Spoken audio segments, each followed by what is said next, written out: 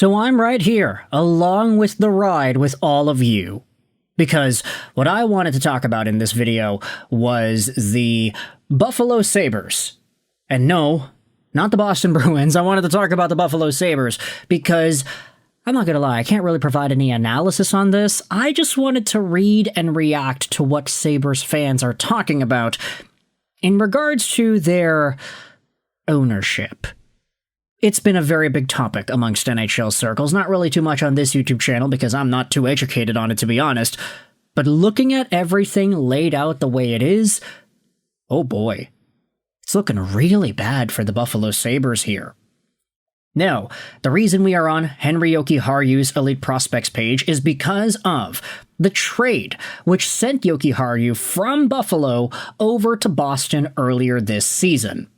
He had 20 points in 74 games last year and then had a lot fewer points this year, 18 games with the Bruins and 4 points after getting traded over there. And if you take a look at the trade itself, this is what the deal was. Boston acquired Jokiharju from Buffalo in exchange for a fourth round pick. That's it. 2026 fourth from Edmonton is all it took for Boston to acquire this defenseman. They then re-signed him too, so he's got a contract going on till 2027, 2028. $3 million a year, not bad. Keep this trade in mind though, as we dive into this video. Jokiharju for a fourth. That's it. Because earlier this week, there was an article published on The Athletic, which you can't go out there and read unless you have The Athletic itself, but it dives into Terry Pegula's ownership of the Buffalo Sabres and how Kevyn Adams is the latest in this hamster wheel of Sabres playoff drought hockey. The reason we are talking about this is because it was posted onto the Buffalo Sabres Reddit page by SealDodger47. The title is here, it's linked to the article, but the full quote that is being talked about by a former NHL executive really spells how bad everything is. Any self-respecting GM who takes that Buffalo Sabres job is going to say, I have to be able to run this for you. I know it's your team, and I have to talk to you about things, but I have to be able to build a team and make decisions. If I have to run a simple Jokiharju trade for a fourth by you, what are we doing here? The Sabres are in trouble if Pegula is really that involved with a decision over a marginal NHLer. The idea being presented here is that Pegula had to be maybe sold on the trade of Jokiharju for a fourth round pick. He had to be consulted. He had to be put in a meaningful position to get involved with the decision-making of this move. And I think in most hockey markets, for most fans paying attention to the game, they'd look at that and they'd say, wow, that owner is really meddling here. Now, full disclosure, it's not the owner's job to make trades. The owner's job is to own the gosh darn team and let the people that he hires to run the team and make trades That's what the GM is for. They're going out there and doing all the things with decisions and what players to sign and money and all that stuff. Yes, the GM needs to ask the president or the owner, for permission to do some stuff like, hey, we want to sign this guy to a $100 million contract. Can we do that? It's your money. Can we get that okay to make this transaction work? And I think that, generally speaking, most owners would be okay with what it is that their GM wants to do. Not Francesco Aquilini in Vancouver, and not the Pegulas over here in Buffalo. A reply from OKFish346 says, I'd love to hear more context on this. I think it's reasonable for an owner to require sign-off on trades, even minor ones. If Adams had to make a 30-second phone call with T-Pegs for approval on the Jokiharju trade, that's perfectly fine. If Adams had to spend days making a 4-hour PowerPoint presentation on that trade, that's a problem. I'm curious if T-Pegs has ever vetoed a trade, or had one fall through while waiting on his approval. I would interpret this like any business. At some point, there are decisions that are beneath the consideration of the owner. If the NHL GM needs owner permission for relatively minor moves, it's not a good sign. it indicates micromanaging, which would mean the owner was essentially the GM. And that is pretty much the verdict you can think about when talking about a worst-case scenario for an owner who gets really involved with the operations of his hockey team.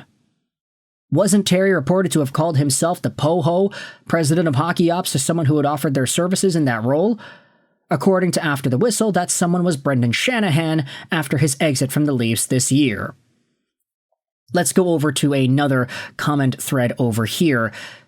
Adams needing to go out there and get some approval for Jokiharju. It may be reasonable for Pegula to do that from an I own this crap point of view. But from a successful organization point of view, what top mind in their field wants to take a GM job where their performance will reflect massively on their next job when ownership is going to question and slow you down about every decision you make? The answer is nobody with a better choice.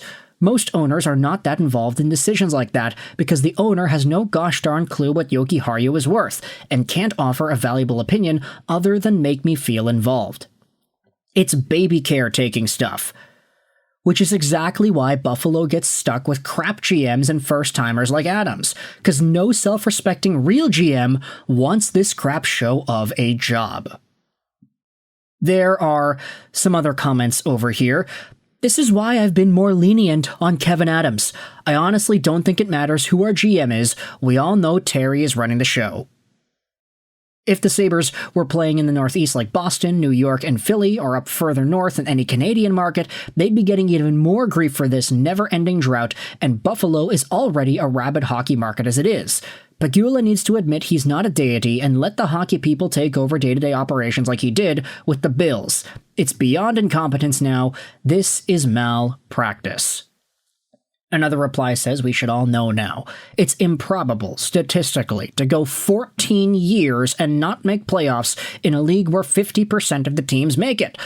Anyone looking to pick apart stats or rosters, doesn't matter what's the one constant in this failure of an organization.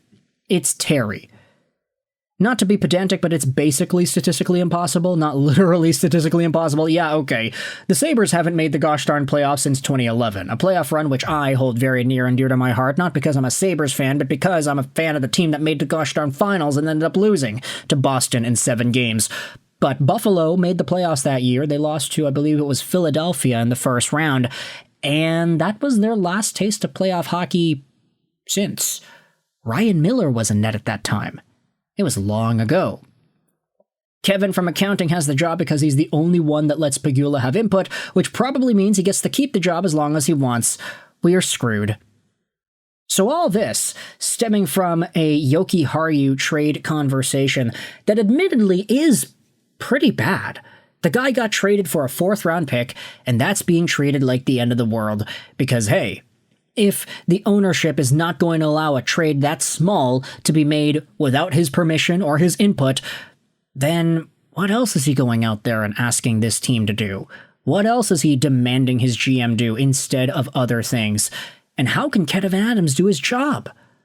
This is a story to follow for the next however many years the Buffalo Sabres miss the playoffs, and for however many years the Buffalo Sabres are going to have star players that aren't star players on their team, but are star players everywhere else, from the Eichels to the Reinhardts to the O'Reillys, and then some.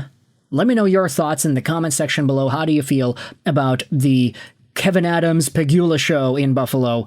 And where do you think it goes over the next few years? I hope you enjoyed this video. And bye.